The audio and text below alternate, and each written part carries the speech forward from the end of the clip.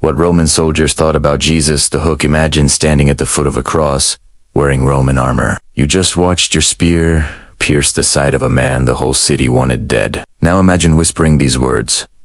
Truly, this man was the Son of God, a hardened soldier, trained to feel nothing, trained to kill without hesitation.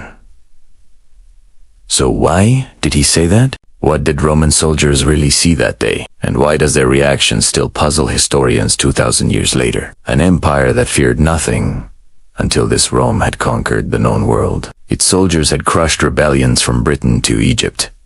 They did not believe in Jewish prophecies. They did not care about a wandering teacher from Galilee. To them, Jesus was just another prisoner, another name on a list of executions. But something about this execution was different, and the men closest to it, the soldiers who nailed him, mocked him, and watched him die, left behind reactions that still shake people today. This is their story, not the story of Jesus from the perspective of his followers, but from the perspective of the empire that killed him.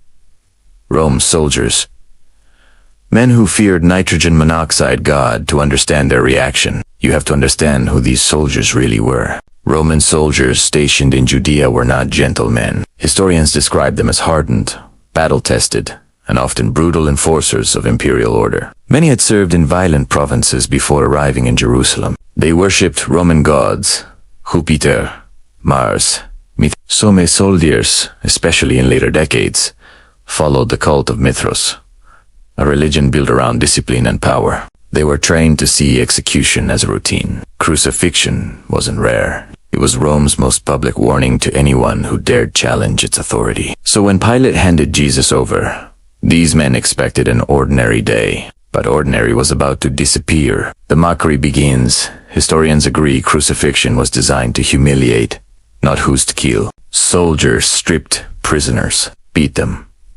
sometimes forced them to wear symbols mocking their crimes. According to the Gospels, they placed a crown of thorns on Jesus' head and dressed him in a purple robe.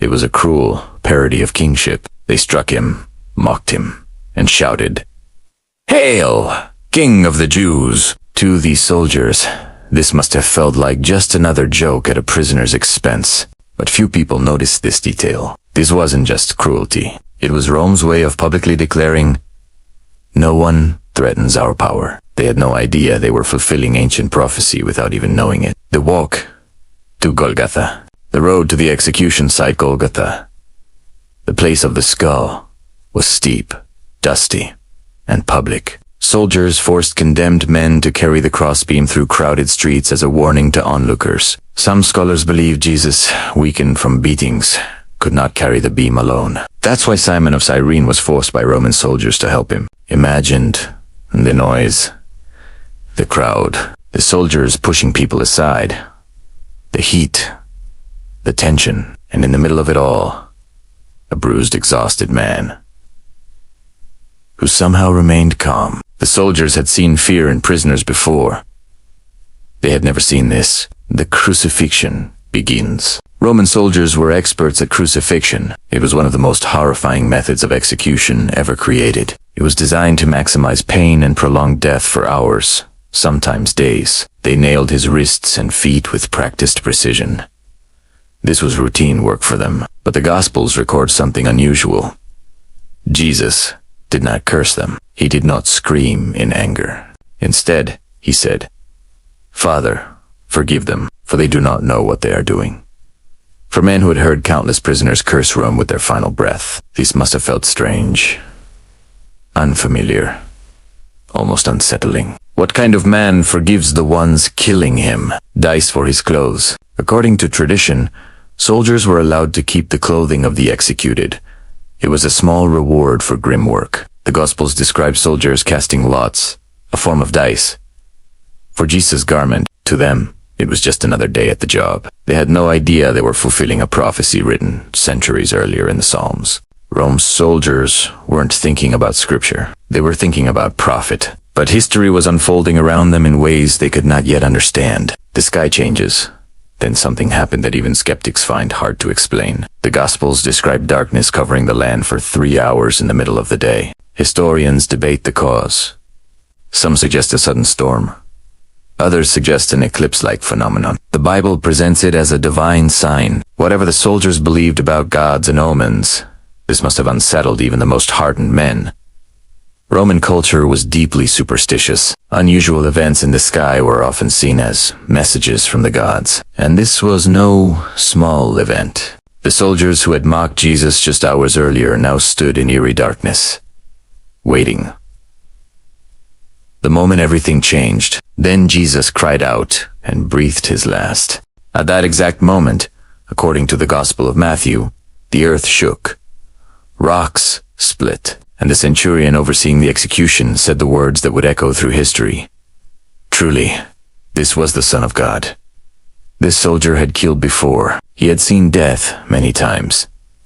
He had likely mocked Jesus with the others just hours earlier. But something about this death was different.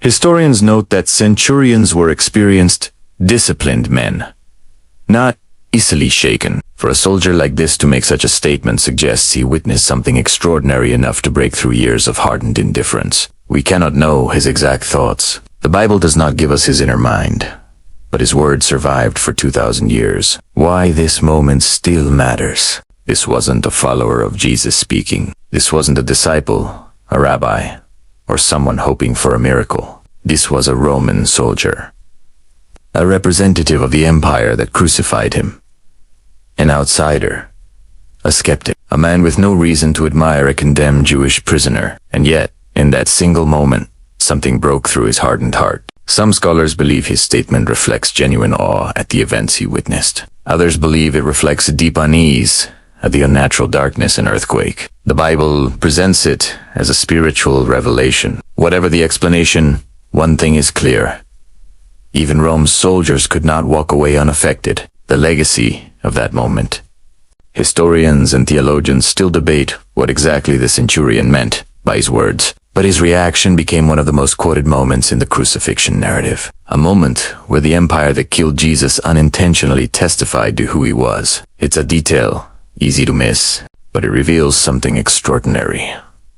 Even those who executed Jesus could sense they had witnessed something beyond human explanation. The ending 2,000 years later, we still ask the same question that soldier may have asked in that moment. Who was this man? A Roman soldier, a man trained to feel nothing, looked at a broken body on a cross and felt something impossible to ignore. Maybe that's why this story still moves people today.